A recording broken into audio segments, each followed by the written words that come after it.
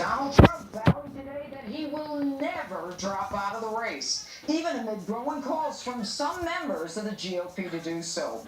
Joining me now for a reaction, Dr. Robert Jefferies, a member of Trump's Faith Advisory Council and also a Fox News contributor.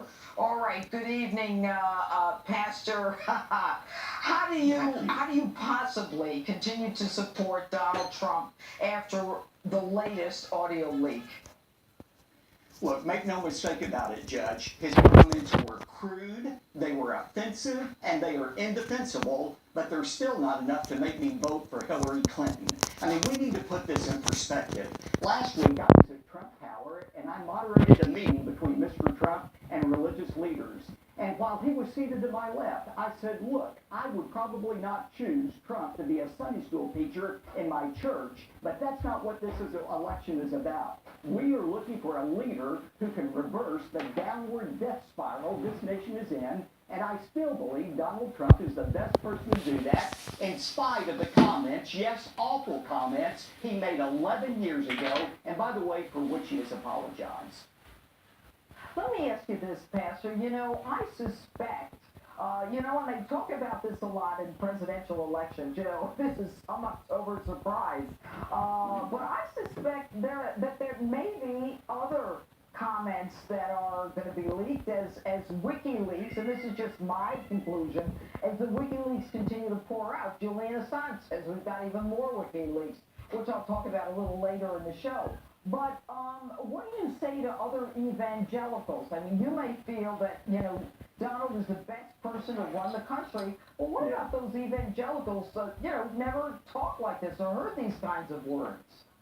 Well, I don't talk like that, but we all are sinners. Everybody's a sinner, the Bible says. We all need God's forgiveness, and God is able to forgive anyone who asks. But I am, Judge, having a lot of conversations right now with evangelical leaders. And they say, well, Robert, what about character? Doesn't character count? And I say, of course it does. But you're presupposing Hillary Clinton has a superior character to Donald Trump. Here is a woman, Judge, who has deleted 33,000 emails.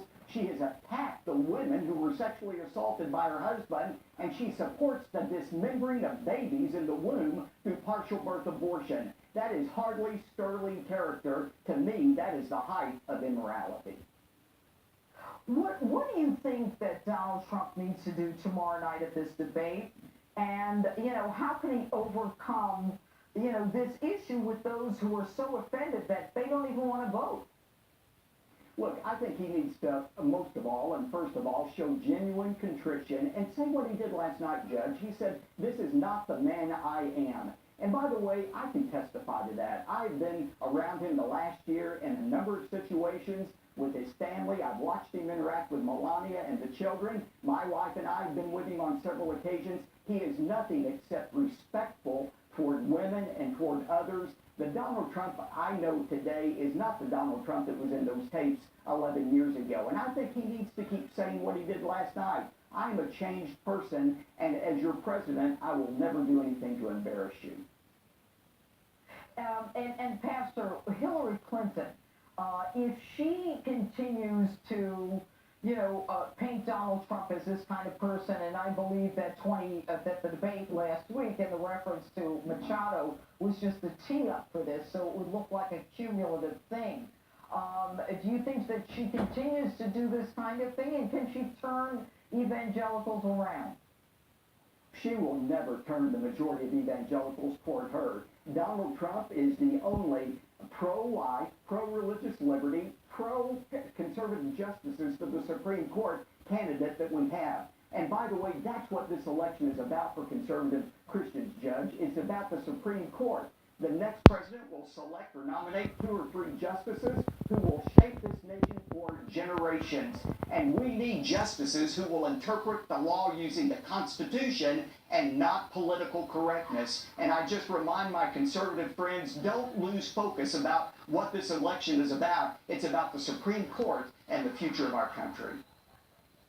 All right, Pastor Robert Jefferies, thanks so much for being with us. And, I look forward to talking to you again. Thanks. Thanks, Judge. Now, Dr. Jefferies may not agree, but some people are calling on Donald Trump to step aside. But how would that even work at this stage of the game? David Avella is standing by live to talk about that, as well as Trump's chances of surviving the latest storm. And later, if it was a man smiling, we wouldn't be focusing on as much. We're focusing on. do you really believe that? Oh, come on, get past it. And I debate the debaters. I'll head to St. John's University and ask the Debate Society if they can offer any tips to Donald Trump and Hillary Clinton. You can't miss Street Justice.